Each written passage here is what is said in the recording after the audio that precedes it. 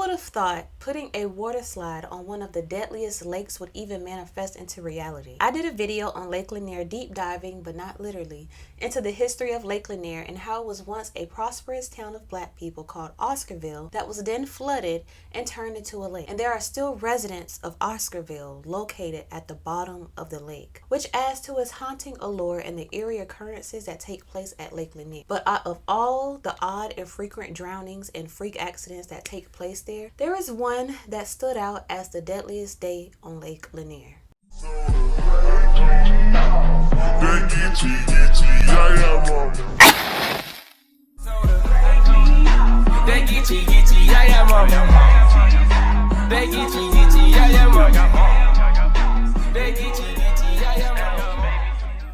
Hey y'all, I'm BlaqueWitchYaya. Thank you so much for tuning into this video, and today we are going to talk about the deadliest day at Lake Lanier. But before we even get to that day, I want to talk about a few cases that occurred at Lake Lanier that stood out to me while I was doing research, and we'll go back in time to what is still considered the deadliest day at Lake Lanier. But for now, we're just going to take it back to January 5th, 2015, where 25-year-old Kelly Nash went missing from his home in Beaufort, Georgia. Now, early that morning, he woke up, he was not feeling good. He had flu-like symptoms, he had a horrible cough, consistent sneezing, so bad that he told his girlfriend Jessica, who was living with him at the time, that he felt like he needed to go to the doctor before he could even go back to sleep, because he didn't want to go back to sleep untreated. That's how scared he was of the symptoms. But around 7:30 a.m., Jessica woke up thinking that she's going to see her boyfriend return back home with some medicine, a prescription on the nightstand, and him knocked out. But she woke up to find that his wallet, car keys, and ID was still there, but he wasn't. So when Kelly still didn't return that evening, Jessica called the police, and it was discovered that a 9mm pistol was missing from the house, but none of Kelly's other belongings. Like, he left his money, his ID, everything else, but took a pistol with him. From there, a massive search was launched involving authorities, family and friends, and dogs specially trained to sniff out dead bodies,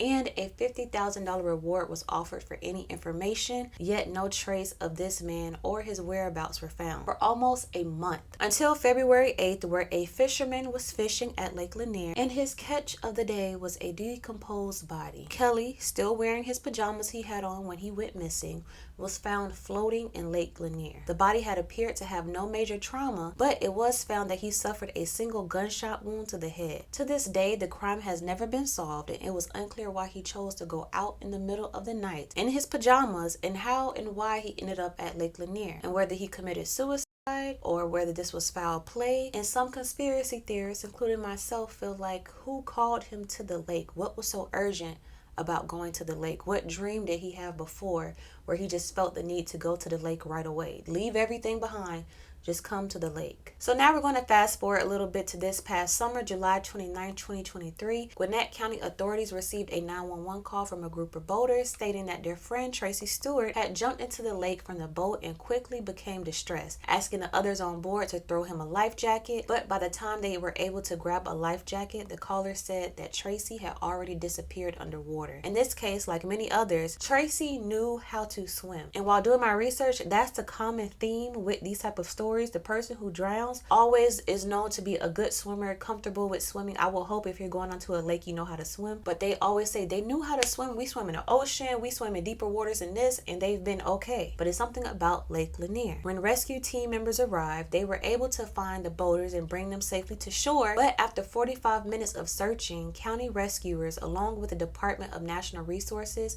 found Tracy's body 110 feet below water surface. And they were able to do this by using the location feature on his Apple Watch and a side scan sonar system. Tracy was pronounced dead at the scene. Now, one story that has made major headlines involves Tama Foster, who is a fashion designer and notably known to be the ex-wife of Usher Raymond. Her 11-year-old son was killed at Lake Lanier. Kyle Glover was floating on an inner tube on Lake Lanier July 2012 when a jet ski crashed into him. Kyle, who is also the son of Bounce TV founder Ryan Glover, was declared brain dead but was kept on life support for 2 weeks before he died. Tamika stated that the person responsible for the accident served time behind bars, but she's now after the organizations who manage Lake Lanier. She started a petition to have the lake drained. She states, "This is not a selfish ask, and truthfully, I don't have anything to gain. They can't bring my son Kyle back." And for those of you guys who are interested in signing, I'll have that petition linked down below. Now, just when Lake Lanier couldn't get anymore haunted, the deadliest day on Lake Lanier was Christmas Day, 1964. A driver lost control of their car while crossing a bridge.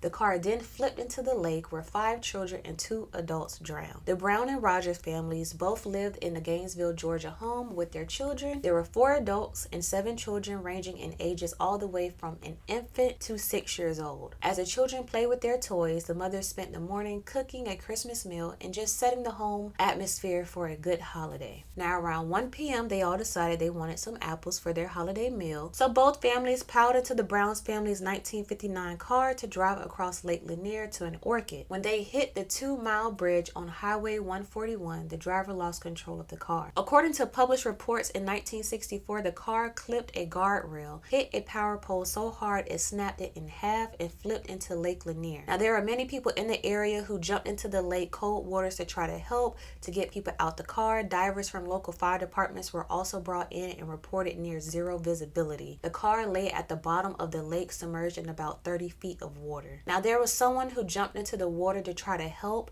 and he seen a doll floating at the top of the water, but what he thought was a doll was actually one of the children floating at the top of the water after being killed. According to published reports at the time, witness said Mr. Brown was driving the car and had been drinking rot gut liquor Christmas morning. Hundreds of people lined the shores of Lake Lanier that Christmas Day in 1964, mourning for the families as crews tried to recover the bodies and tend to the survivors. In the end, 7 people perished, 2 adults, including the driver, and 5 children.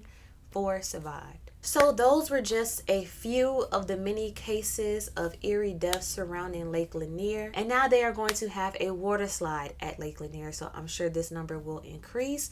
I'm not sure who would feel comfortable going to Lake Lanier, or maybe there's just a thrill behind such a haunted lake where someone wants to go and just try it out so they could say, I survived Lake Lanier. For myself, I will not. I am cautious of water no matter what. I don't care how good of a swimmer I am. I'm always like, okay, wait, hold on. How deep is it? Okay, do I feel like swimming today? I always say I can't off guard swim. Like, I can't be thrown in water and expect just to turn into Michael Phelps. Like, I have to be like, okay, you're about to swim. Get that through your head. Now, I know some people who are just genuinely not aware of the history of Lake Lanier. Some people just think, oh, it's a creepy lake because a lot of people die there. They don't know that it was once a town of Black people. And a lot of people do believe that it is haunted just based off that story. But I know some people are just unaware. They're just going boating with friends. They don't know what lies underneath the murky waters. I feel that in theory, it's a sense of mockery. Like, how dare you have fun on these waters when it's covering such a deep history? But I mean, can you blame people if they don't know? For those who do know and still go out there just to try to make it into a fun activity, that's a little odd to me. Now, I will say with Lake Lanier, usually I'm not into history like that, but cases like Lake Lanier, it makes me more curious as to different old buildings, old properties, plantations, homes. I want to know the history behind it, the story behind it, what happened before I enter, just so I know what I'm getting myself into. And because I am a spiritual lyrical person, so I'm always into like, okay, so what was here before? Okay, so how do I need to prep myself? Just because I feel like once you're in the spiritual realm and you're cautious of your spirituality, you notice things that may not sit well with you a little bit more than someone who's just experiencing the physical world and not thinking about anything deeper, which at times can be fun because it's less worry, it's less trouble. Being naive is, like they say, ignorance is bliss, right? But I feel like once you're more cautious, you're always a little more alert and want to know more things and a little more curious. But let me know down below, with the history of Lake Lanier, will you be taking a slip and slide 305, a slide down the water slide at Lake Lanier? I know in my previous video, a lot of you guys said if you do anything at the lake, it would be giving offerings to the spirits. That's nice. I would still say be careful. You know, maybe toss it a couple feet back and, you know, still. But thank you guys so much for tuning into this video. And like I always say, as above, so below, as within, so without, as the universe of the soul. Until next time, you guys, I'm Shay.